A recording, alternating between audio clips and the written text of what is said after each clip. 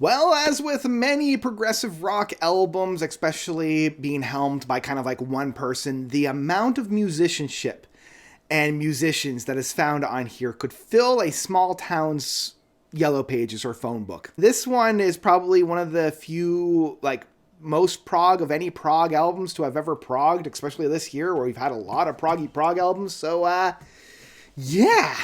Yeah, let's dive into it.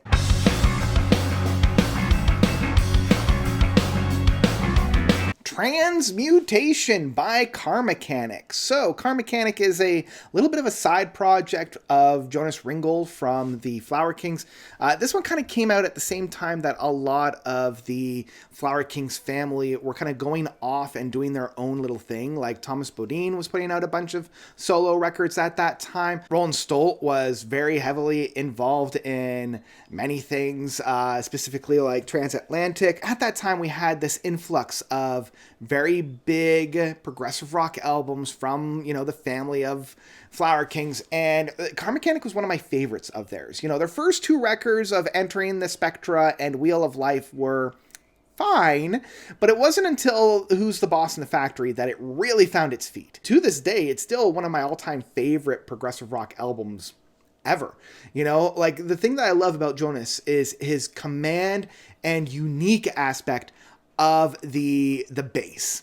He has one of the most unique bass lines that I've ever heard, and like the moment that you hear, this is a Jonas Ringgold bass. The albums outside of Who's the Boss in the Factory and what we've gotten since, In a Perfect World and Dot, they don't really have his signature bassline sound, which I'm so excited for. Like, whenever a bass player goes off and does their own thing, I always feel like that signature sound sometimes gets watered down. Sometimes it's lifted up, thinking of Chris Squire's Fish Out of Water, but 9 times out of 10, it's kind of lost within the mix. And I hate to say that same kind of essence can be found here. And that was one of the things that I absolutely love with Who's the Boss in the Factory. You could hear his bass line, you can hear his song construction and his song writingship fully on display. Even with so many prominent proggers on this record, not only within the, official lineup where they're playing on most tracks, like Kester Johnson, Gorgon Edman, and Leslie Larson. You've got prominent people like Andy Tillison, Simon Phillips, Luke Manchin, John Mitchell on vocals from not only Lonely Robot, but Frost, Rob Townsend, Thomas Bodin, Nick DiVargilio, one of these days I'll get his name right, Steve Hackett, Roger King, Craig Blundell, who was, hot off the presses of Steven Wilson's album. You get so many of these prominent proggers, Randy McStein, Jerry Scholler. Like I said, the amount of individuals that are found on this record could fill a small town's phone book. So why am I not connecting to it? I think part of it is that the style of music that Jonas is playing on here is the same kind of prog that we got in the late 2000s, 2007, 2008, 2009. That kind of essence, but a little bit watered down. I mean, the album opens up fine enough with Brace for Impact, which has a really driven soundscape. I'm loving the Hammond organ that we found on here. The bass line is pumping, even though it doesn't have that same kind of like, that kind of Jonas Ringgold flair and thumbprint on it. And then we get into kind of like the first real track, one of the longer stretches of End of the Road. And, End of the Road does a really good job of really properly opening up this album because it gives me what I love and what I struggle with this album, in that it's got that prog that we've all come to know. It's almost prog by numbers at this point, but it's nothing really new. It's nothing really groundbreaking or earth-shattering or even sounds that I have distinctly in my mind. It's pleasant enough. It's positive. I feel like this could have landed very well within the latter couple of albums from the Flower Kings. I would honestly elevate this well beyond that. Like, this would have been a shining star on those last handful of albums from the Flower Kings. But it doesn't really do too much more. And it's about this time that I will say that as much as I love John Mitchell's vocal styles, it does feel as if it's The Lonely Robot and Frost adjacent. Like, I feel like, I'm having a really good peanut butter sandwich, and the fact that I'm having it on a whole grain when I'm so used to having it on, say, a white or a pumpernickel or whatever, that one added ingredient kind of, I need to acquire the taste a little bit more is what I'm saying. Like, I'm so used to hearing other singers in this band that the fact that I'm so used to hearing John Mitchell in another context, hearing him here is like, whoa, I need to readjust and recalibrate and remember that, okay, this is Karmakanic, this isn't Frost, this isn't Lonely Robot, this is Karmakanic, and I need to remember that. I need to firmly put my flag in there. I'm not saying that he's doing a bad job. That is actually the opposite of what I'm saying. But what I am saying is that the first handful of listens, it gets a little distracting. And I know I kind of skirted around it, but Cosmic Love is an interesting track in that it's trying a few new things. We're experimenting a little bit with sound, but it just, I don't know, it doesn't quite stick the landing for me. And I think one of the big sins about this record that I want to at least get out of the way is that the runtime is just over an hour long. And I feel like we're kind of treading water on some of these tracks. The fourth track of We Got the World in Our Hearts kind of does a lot of the same thing that Brace for Impact and End of the Road do.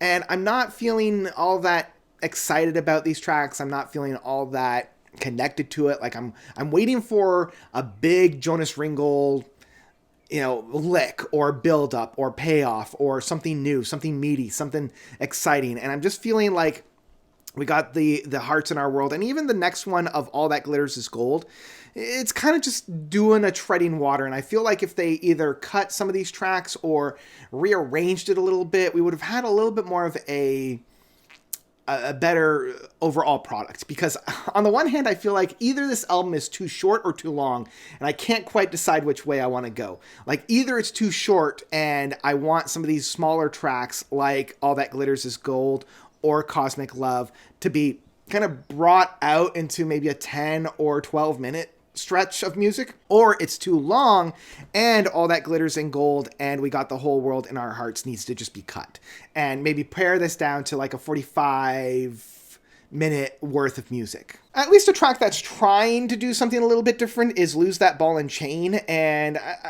even with this, like, it's a little bit more heavy. It's a little bit more oomph. It's got a little bit more of a drive to it. I'm not all that excited about it. Like, I wish I had a little bit more of a oomph to it. I do appreciate the heavy quality to it. I do appreciate the drive of it, but I don't know, the lyrical content, it's a little cringe, and I'm not all that excited about it. This brings us to the title track, the 22-minute, 55-second monster, Transmutation. And honestly, for a year that has given us a lot of epics, this one, at the end of the day, kind of falls flat. Like, the big moments on this don't hit as hard as I was hoping to. The final, the big themes aren't all that memorable. This is the only track that does have some of Jonas's big signature bass playing work, and I applaud that aspect of it. When it comes to a big epic, I want the track to justify its runtime. And I don't really feel like it does. I appreciate the musicianship that's found on here. I appreciate the construction and the flavor of this track. But again, for a track that's 22 minutes and 55 seconds long, almost 23 minutes long, I'm waiting for the big buildup. I'm waiting for that big media lick. I'm waiting for a big crescendo, a big climax, something to justify the 22, 23 minutes worth of music. And for an artist such as Jonas Ringgold, who has been on albums with, these big long tracks, even within the Karmakanic discography, I kind of expected more, and I just wasn't given it. Maybe, and this is, this might be a hot take, maybe I want to blame Jacob Roberage for all this, because he has set the bar so high for the modern prog of 2025 that everybody else is just very dim in comparison. You know, I'm blaming this one on Jacob. I'm sorry, man. Like, you did too good. You did too good. The Passing was too good of an album that even these seasoned veterans, these Goliaths, these trailblazers of the past, kind of pale in comparison to your amazing record. So, yeah, I'm blaming this one on you, man. Anyway, that all being said, in the end, Transmutation by Karmakanic, it kind of falls in the same vein that their last two records were. You know, Dot and In a Perfect World didn't completely wow me, even though there were moments here and there that perked my interest. That's kind of where I'm at for this one as well. It's streets behind where Who's the Boss in the Factory was, but it's still an enjoyable listen. So at the end of the day, I'll say Transmutation by Karmakanic is an album I would ultimately stream. I don't think I'll be returning to this one as much as Who's the Boss in the Factory or even Dot. I would much rather go back to Entering the Spectra and Wheel of Life. And that's kind of just where I'm at. You know, I was a little underwhelmed, and I think at this point, this style of prog, you got to do something really interesting to kind of capture my attention. And this one is just kind of playing it safe. And the musicianship is top notch. I know that the musicians on this album are having a ball, and I can feel that. But I just wanted a little bit more. So, yeah, not a bad album by any stretch of the imagination. It's a good record, but that's all it is. It's a good record. So that's what I've got for Transmutation by Karmakanic. What did you guys think about this record? Did you love it? Did you hate it? Whatever you thought, please let me know by commenting down below. And I think that's where I'm going to leave you guys for today. So, thank you all so much for watching. As always, you guys are definitely the best. And until next time, notes out.